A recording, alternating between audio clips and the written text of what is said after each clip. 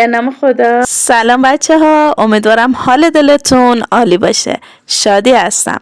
به پارت دوم آموزش 0 تا 100 متاورس خوش اومدید. امیدوارم که ویدیوی قبل رو دیده باشید و با من بیشتر آشنا شده باشید.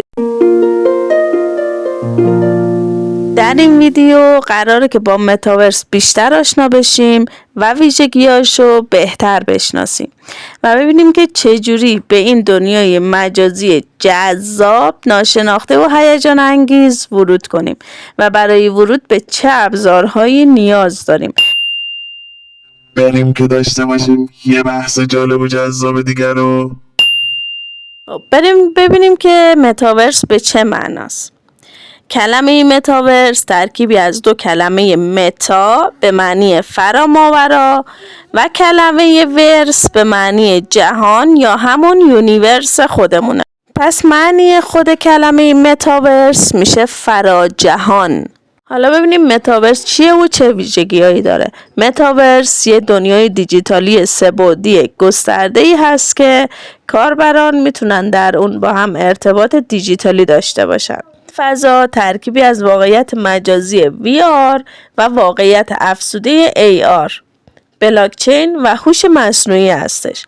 اگه بخوام خیلی خودمونی راجع به متاورس صحبت کنم، میشه گفت که متاورس یه دنیای مجازی سه‌بعدیه که ما توش هر کاری دلمون بخواد میتونیم بکنیم. مثلا میتونیم توش کسب درآمد کنیم، خرید و فروش املاک مجازی انجام بدیم، گیم بزنیم، بگردیم، جلسه‌های مشاوره یا کاری بذاریم یا دوستان و آشنایانی که هر جای این دنیا هستن رو ببینیم، یا حتی میتونیم بریم سینما و صدها کار جذاب دیگه ای میتونیم توی اون انجام بدیم.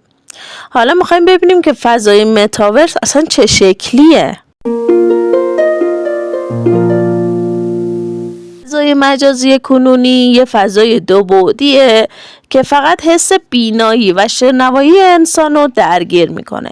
اما در دنیای متاورس که به عنوان نسل بعدی اینترنت ازش یاد میشه، فضای مجازی سه‌بعدی هست که علاوه بر این که حس بینایی و شنوایی انسان رو تحت تاثیر قرار میده، حسای دیگه مثل حس لامس، بویایی و حتی چشایی رو هم درگیر میکنه.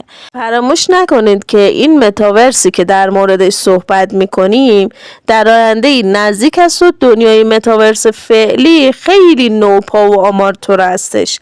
در حال حاضر بیشتر یه بازی است و پیچیدگی‌های خاصی هم نداره. فعلا حال حاضر متاورس فعلی آماتور سرگرمی هایی مثل بازی ها و کسب درآمد توسط ارزهای دیجیتال متاورسی در حال انجامه و هنوز پیشرفتش خیلی گسترده نشده، ولی در آینده ای نه چندان دور خیلی ها به عنوان کسب علم یا بازرگانی یا حتی داشتن شغل و غیره بهش نگاه میکنن.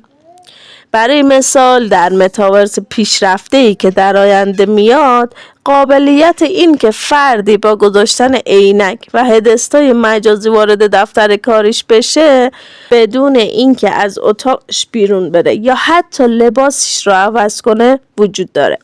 یا مثال دیگه این که شما میتونید در متاورس وارد جلسه‌ای بشین بدون اینکه بخواین از خونتون بیرون برید، توی ترافیک بمونین، دنبال جا پارک بگردید و حتی لباس رسمی مخصوصی بپوشید.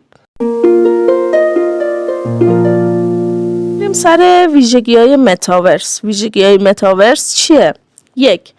دنیای دیجیتالی مجازی و تعاملی. در واقع متاورس طوری طراحی شده که افراد به وسیله آواتارهای دیجیتالی که بر اساس هویت واقعی خودشون ساختنش در اون زندگی میکنن و با هم در ارتباطن و تعامل میکنن. ویژگی دوم متاورس اقتصاد دیجیتالش هست. در این فضا افراد میتونن کالاها و خدماتشون و دارایی‌های دیجیتالیشون رو خرید و فروش کنن که اغلب از طریق ارزهای دیجیتال، کیف پولهای الکترونیکی دیجیتال و فناوری NFT قابل انجام هستش. سومین ویژگی متاورس اجتماعی و چند نفره بودن بسترش هست.